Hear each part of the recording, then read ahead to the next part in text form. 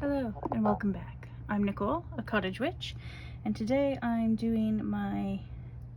Why do I always have to think about what month it is? Why can I just never know what month we're in? May. It's the end of May as I'm filming this.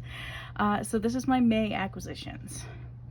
You'd think by now I'd be used to like what order the months of the year go in. Apparently not.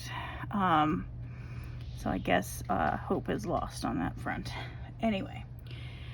I got kind of a ridiculous number of decks this month because, well, there's sort of a lucky compilation of reasons. So what I've been trying to do this year is be more intentional about what decks I buy. So I've got a spreadsheet. So everything goes on the spreadsheet before I buy it, unless I'm at a secondhand store and it's like $15 or something, in which case, fine. Canadian, I don't know how that translates to other parts of the world. Probably more expensive. But anyway, and I sort of had a couple Kickstarters I knew I wanted to do, a couple other indie decks I wanted to buy, sort of mapped out throughout the year, and then with some wiggle room for like when things went on sale on Amazon or whatever, you know, or when there was an indie deck that was going out of print that was on my list, or things like that, you know, where you have to get it at that moment or never. And so, I mean, in some cases I made the decision on the side of never, because, sorry if you can hear the traffic in the background, I've got the windows open because it's a beautiful evening, but somebody without a muffler will insist on driving by. Anyway, one of the decks I got that was on my, I'm pretty sure I'm gonna get this list, was the Tarot of Persephone's Garden by Kara Small. Wait, what's her? Seriously, as soon as I turn this thing on to record, everything I know goes out of my head.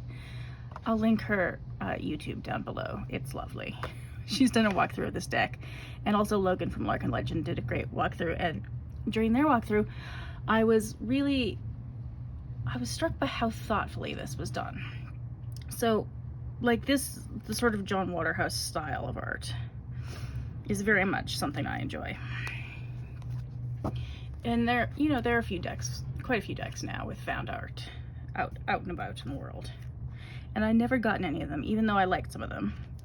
I want to ignore the fact that my hands are a bit beaten up. I got attacked by yellow clematises yesterday. Well, I was attacking the yellow clematises. It was a mutual conflict. I'm not sure who won at this point. We'll see.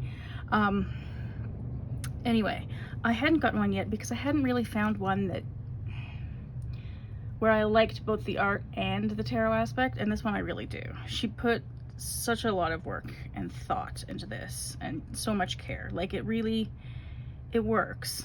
Because, you know, sometimes there's like an image of a statue's face in a tarot card, and it's like, well, that's cool, but why? What is that doing there? And it just doesn't work for me. Even if it's Michelangelo, like, it's got to be there for a reason. Even if that reason is like intuitive, because I do have intuitively made decks as well, which I really love. But this one, everything clicks. There's a little PDF guidebook that tells you what the pieces of art are, which is lovely, because sometimes they're really zoomed in, like the Ace of Coins here on the pomegranate, which is perfect. Also, the backs are really fun. I'm not a big yellow person. I don't usually like a lot of yellow, but the backs just, they work. I don't know why they work, but they work. Anyway, this, yeah, so the guidebook is sort of like short and sweet. There's only 1 or 2 sentences per card, but it's really good. Like, it really ties the character in the piece of art to the moment in the tarot. So yeah, love it so much. It's beautiful. Ugh, I love this sort of artwork. And I mean, I've got Waterhouse's The Lady of Shalott on my kitchen wall. This is spinning around for some reason. That's exciting. And now I just totally lost my train of thought. What is good? Like, it's a day. Anyway, it's a beautiful deck and I love it. And it's the first really found art deck that I've got. And I got it because I think she said in her walkthrough that she wasn't sure if she was gonna print it again because she'd had issues. So she's got some on her Etsy shop that are damaged boxes, so they're cheaper, which is fine. But there was a lot of hassle to do with things getting shipped to her damaged and whatnot, which, you know, if you're a one-person business, there's only so much hassle you want to be dealing with, so that's understandable. But because this was the first found art deck that clicked, and because I'm a big Waterhouse fan, thank you, Anna Green Gables, via the Lady of Shalott. Yeah, I love this. I've been using it a lot in relation to my garden and my relationship with plants, bizarrely. Well, not bizarrely, sort of bizarrely. Because, you know, she leaves the underworld and then winter comes, but she being Persephone, obviously. But you know, the more I garden, the more I've realized that how important death is. It's not only isn't it inevitable, but actually the composting of the previous generations of plants is so important for the health of the future generations of plants. There's something about that cycle that's really, you can learn about it intellectually, but until you experience it, like with your own two eyes, it's a totally different thing. That's fantastic. So yeah, so for that aspect and the more sort of antagonistic aspects of taking on yellow clematis and other noxious invasive weeds down by the river and whatnot, that's what I've been using this deck for, and it's worked beautifully. It's gorgeous. I love it so much. So that's the tarot of Persephone's Garden.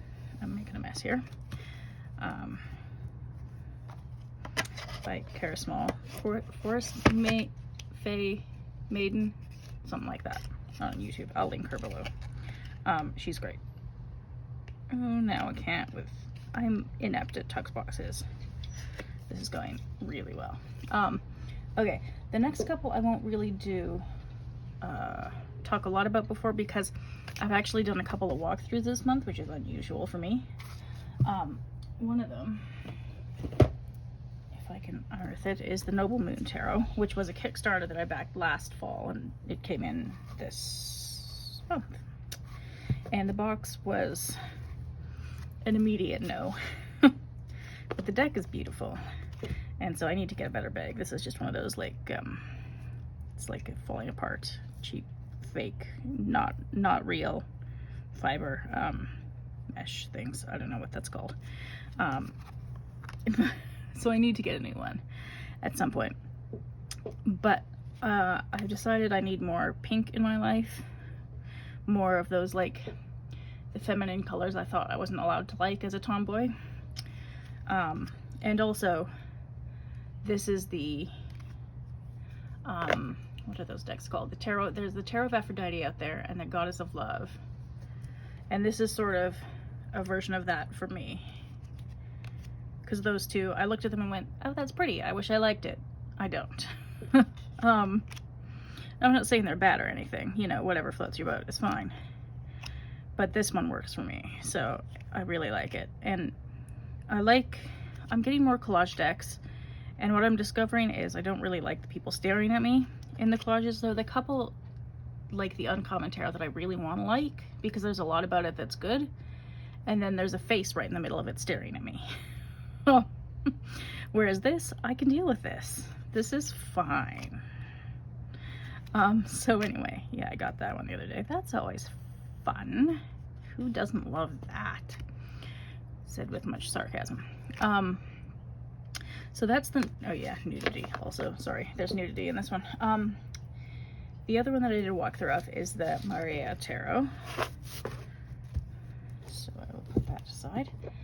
This one, which it's been out on my table because I've been using it lately. It comes with a card, both a card and a poster of the Tree of Life, which I cannot now open, and also the Wheel of the Year on the back.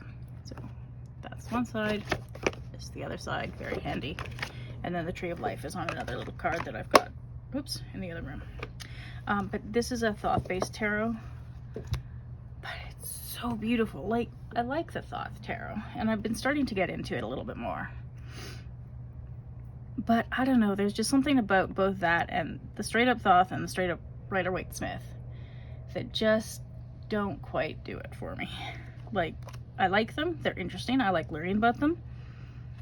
I don't actually use them. This one I've actually used, and it's beautiful and also sometimes hilarious. Like, I did a couple just for fun, you know, what books should I read next out of these options, and some of the responses were very funny. But yeah, it's like Thoth with feeling. I don't know, it's a more emotional version of the Thoths, for like, just in my opinion, my point of view. Yeah, it's beautiful, I love it.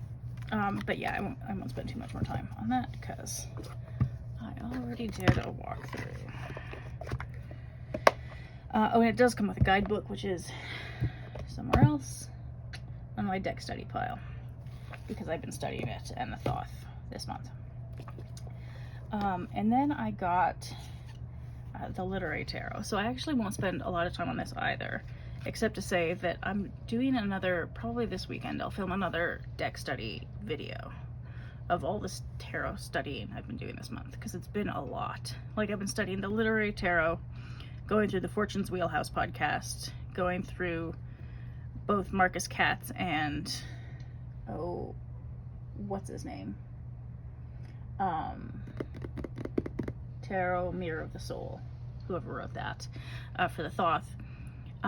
So I've been doing a lot of studying. So for this one, the guidebook is useless for studying for the books, because it doesn't have anything about the books in them, really.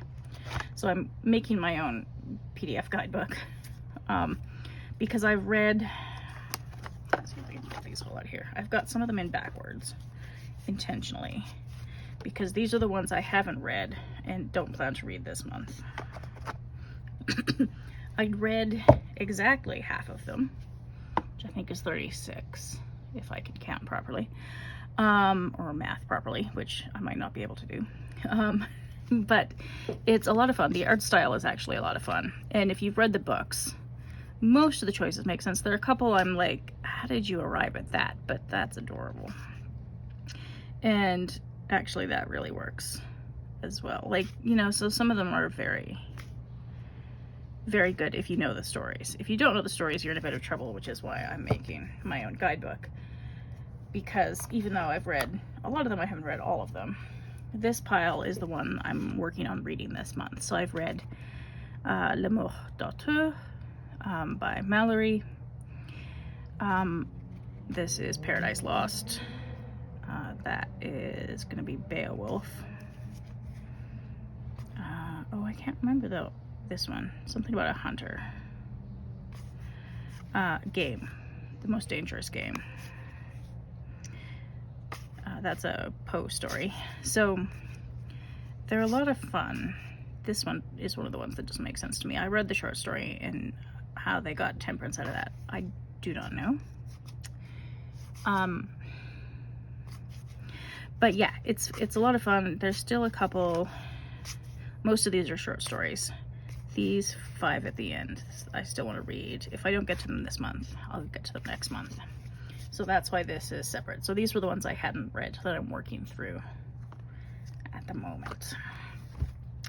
So that's, whoops, that's the Literary Tarot. So I haven't actually used it as tarot yet, just as a what to read next sort of thing. And then there was I can't remember if it was on sale on Amazon or there was a issue with getting it on Amazon. I thought, okay, I better just get it now. Even though it is mass market. It's the Le Terreau Arthurien by Claire Duval and Anna Turian. And I love Anna Turian's art. And this, that probably, because I was planning to get this deck this year sometime, but not right now. So I'll probably put it away till later this summer when I have time to actually study it. Because I do want to read through the guidebook, because it seems like it's got a lot of information about the stories and the characters, which is good, because reading Mallory was my first sort of introduction to the Legend of Arthur. Believe it or not, hadn't read anything about him before that. How I'd managed that, I couldn't tell you. but I did somehow. And the cards are beautiful. This big box might go away as well, and the book just might stay out on my shelf because it comes with this great little, I love those sorts of boxes. I don't know what they're called, 2-piece boxes. But yeah, Anna's work is just always astonishingly good. Oh, and there are pigeons on my balcony now. That's fun. Oh, so beautiful. So beautiful. Her Tarot of Echoes, I believe, is coming out in mass market, I think next year. So I haven't gotten that because I just thought I don't need it. I don't need to feel like I need the indie copy. But I think I'll get the mass market version of that because I have the Tarot of the Abyss, and up until now that was the only other deck of hers I've had, but I've admired them from a distance for a long time. Like, that is just, oh, I want to be there. Or there. That works too.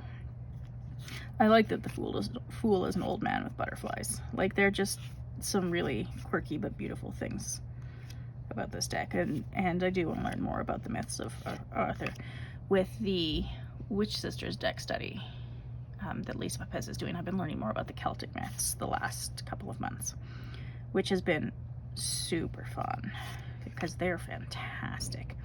But I do want to sort of, feels like, I don't know, rounding out the British Isles or something with Arthur. But yeah, that is the plan. And it's, yeah, for mass market deck, it's really nice. I don't mind the gilding on it. I don't mind the, you know, the quality of it. All seems very nice. I'm not a cardstock expert though. Like, I'm not gonna be able to tell you what type of cardstock it is and all that sort of thing. Okay, and then I went to a used book sale, which is always dangerous. And at this used book sale, so I was a volunteer first, and then I went to the actual sale. And as a volunteer, they have some of these like mini books and things that they don't really think they can sell or don't want to sell because it's a fundraiser, that they put upstairs in a break room for the volunteers. And then you can take something if you find it. And I found edible plants identification cards for Temperate North America. I don't think I live exactly in Temperate North America. I think that's more west of me. But it pulls open like so. And then it's got a bunch of these decks of cards. One of which was still in its plastic wrap, which I have resources on here and the index. And then it's got all sorts of information about the plants, and then pictures of the plants with the family they're in there, a botanical name and everything, which is just very much my thing because I'm a geek about plants. Yeah, that's just how it is. What was this one? Thistle. That's some weird kind of thistle. Yeah, they don't quite look like that here. Oh well. So anyway, this is fun. Might use it to learn about a few things. Actually, I do have a vacation in BC this year, so I might take it with me and see what I can find. Because I think that's what they mean when they're talking about Temperate. And then I found this at the same book sale. I bought this, but it was like $4. So I'm not gonna not get it for $4, you know. So this is by Caitlin Matthews. No, Kathleen. She's got a how to say her name thing in her bio, and I think it's Kathleen. Anyway, she wrote The Untold Tarot, which I've also got, and has done a bunch of other things. And this is the Da Vinci Enigma Tarot. So the box may also go because I can't stand these boxes. They drive me nuts. The book seems fine. I haven't used this deck yet. It's one of those ones that just because I got too many things, it's on my shelf. For one of those days where I feel like something new but don't want to have to spend money on something new, then I'll have this. So I put everything in order to make sure it had everything. Oops. And now it's all a mess. Go me. That's fantastic. Okay. It's got this sort of card in the bottom but yeah, anyway. Probably will end up in a different box or bag or something. But it's literally just Da Vinci drawings or paintings, or drawings before paintings. It's so much fun. And I actually went with my family to a science museum, which was pretty boring for the most part because it was made for kids.